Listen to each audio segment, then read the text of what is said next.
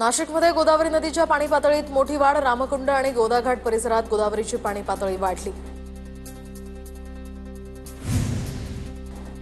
गोदावरी नदीच्या पात्रात कार बुडाली। कार बाहेर काढण्यासाठी जीवावर उदार होऊन तरुणांचे प्रयत्न। कारला बाहेर काढण्यासाठी 4 जणांचा जीव धोक्यात। नाशिकच्या सातपूर परिसरातील राधाकृष्ण नगरमध्ये पावसाचं पाणी घरात, तर पाण्याला ड्रेनेज लाईनमध्ये योग्य उतरण न दिल्याचा आरोप। नाशिकचा रामसेतू पूल अर्धा खचला, तर पुलाचा प्रश्न आता पुन्हा ऐरणीवर। रामसेतू पुलाच्या दुरुस्तीचं काम रखडलं। प्रत्येक पावसाळ्यात पूल पाण्याखाली असतो। पालिकेच्या कामावर यामुळे प्रश्नचिन्ह उपस्थित। नाशिकच्या वडाळा रोड परिसरामध्ये 4 चाकी वाहनावर झाड कोसळलं। वाहनांचं मोठं नुकसान। हिरवेनगर या ठिकाणी सादिक हुसेन उद्यानातली घटना। पुण्याच्या मुळशीतील घोटावडे फाटा ते हिंजवडी मार्गावर शेळकेवाडीजवळ रस्ता जलमय। रस्त्यावर पाणी आल्यामुळे रस्त्याला ओढ्याचं स्वरूप। जुन्नरच्या इंगळूण ते आंबे हातवीज या घाटमार्गावर दरड कोसळली। रस्त्यावर दरड कोसळल्यामुळे घाटमार्ग वाहतुकीसाठी बंद। घाटमाथ्यावर असलेल्या गावांचा संपर्क तुटला। साताऱ्यातील महाबळेश्वर तापोळा मार्गावर रस्ता खचला। रस्ता सध्या वाहतुकीसाठी बंद।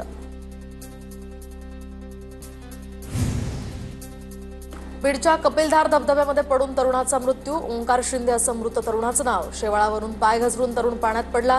पाण्यात जोरात आपटल्यामुळे तरुणाचा मृत्यू झाल्याची माहिती। मुंबई गोवा महामार्गावर रत्नागिरीच्या बोरघर जवळ पाणी साचलं। रस्त्यावर पाणी साचल्यामुळे महामार्गावरील वाहतूक खोळंबली। मुंबईकडे जाणारी वाहतूक दुसऱ्या बाजूने सध्या सुरू। रत्नागिरीच्या खेड बाजारपेठेमध्ये जगबुडी नदीचं पाणी शिरलं। पुरामुळे खेडच्या बाजारपेठेत कमरे एवढं पाणी। जनजीवन तिथलं विस्कळीत। दुकानदारांची सुद्धा तारांबळ।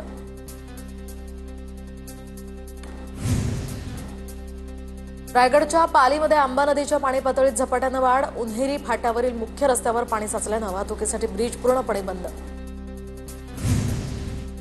रायगडच्या रोहा तालुक्यातल्या कुंडलिका नदीने सुद्धा धोक्याची पातळी ओलांडली। रोहा शहरावरील छोट्या पुलावरून पाणी जाण्यास सुरुवात। पूल वाहतुकीसाठी बंद। रायगड जिल्ह्यात सध्या मुसळधार पाऊस।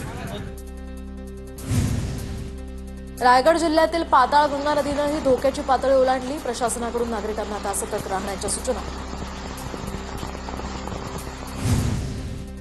भिवंडी शहर आणि ग्रामीण भागामध्ये रात्रीपासूनच मुसळधार पाऊस। कामवारी नदीची पाणी पातळी वाढली। नदीमध्ये वाहून आलेली जलपर्णी पुलाखाली अडकली। पाऊस वाढला तर शहराला पुराचा धोका।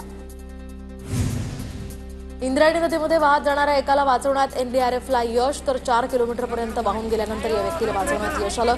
संत ज्ञानेश्वर महाराजांच्या पालखी प्रस्थानासाठी आज अनेक भाविक आळंदीत दाखल। खडकवासला धरणातनं 2000 क्युसेकनं पाण्याचा विसर्ग, तर धरणातील जलसाठा 80% झाल्याची पाटबंधारे विभागाची माहिती। पुणे शहरासह जिल्ह्यामध्ये सर्वत्र मुसळधार पाऊस। मुठा नदीच्या पाणी पातळीत वाढ। शहरातील भिडे पुलाच्या कठड्याला पाणी लागलं, तर भिडे पूल वाहतुकीसाठी आधीच बंद। पुण्यातील पाषाण भागामध्ये झाड पडून तरुणी जखमी। दरम्यान या तरुणीवर औंध इथल्या रुग्णालयात उपचार सुरू। अग्निशमन दलाकडून झाड हटवण्याचं काम। पुण्यातील बावधन परिसरामध्ये निसर्ग सोसायटीत पाणी शिरलं। जेसीबीच्या साह्यानं पाण्याला वाट करून दिली। दरम्यान मुसळधार पावसामुळे सकाळीच सोसायटीमध्ये पाणी भरलं होतं।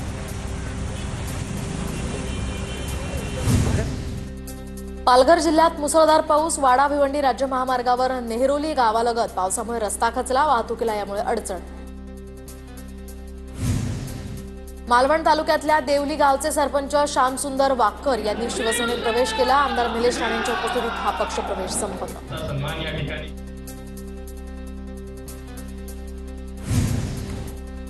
अहिल्यानगरमध्ये तृतीयपंथीय समाजाकडून वारकऱ्यांची सेवा। संत निवृत्तीनाथ महाराजांच्या पालखीचा श्रीरामपूर बेलापूर या ठिकाणी मुक्काम। स्थानिक विद्यार्थी आणि तृतीयपंथीयांकडून वारकऱ्यांना अल्पोपहार। नंदुरबार जिल्ह्यातील खरीप हंगामाच्या पेरणीसाठी बँकेकडून पीक कर्ज देण्यास टाळाटाळ। बँकेकडून जिल्ह्यातील फक्त 7000 शेतकऱ्यांनाच पीक कर्ज वाटप। लातूर जिल्ह्यातल्या रामलिंग मुदगड या ठिकाणी गावकऱ्यांना महावितरणकडून वाढीव बिलं। गावकऱ्यांचा कासार शिरशी या ठिकाणी महावितरणच्या कार्यालयात ठिय्या।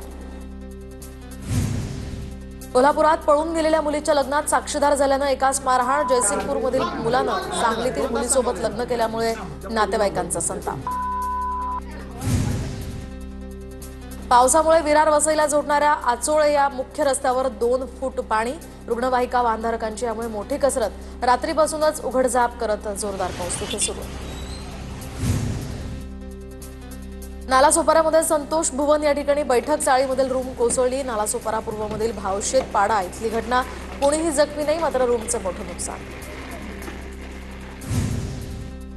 ठाणे जिल्ह्यातील शहापूर तालुक्यामध्ये मुसळधार पाऊस. शहापूरमधील केटी बंधाऱ्यावरून पुराचं पाणी वाहायला सुरुवात. शाळकरी आणि अंगणवाडीतील विद्यार्थी यामध्ये अडकले. गोंदिया जिल्ह्यातील 6 नद्यांच्या काठावरील 87 गावांना पुराचा धोका. आपत्ती व्यवस्थापनासाठी प्रशासन सज्ज. दमदार पावसाची आता प्रतीक्षा.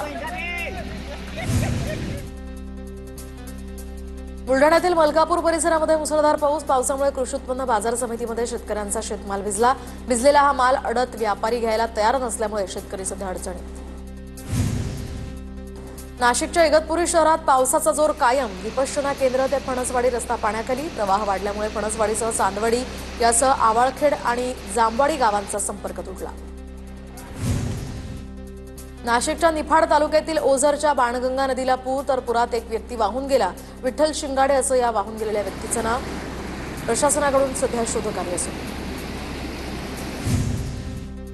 वाशिमच्या रिसोड, मालेगाव आणि कारंजा तालुक्यामध्ये पावसाचं आगमन. हंगामातील पेरणीच्या कामांना आता वेग येणार.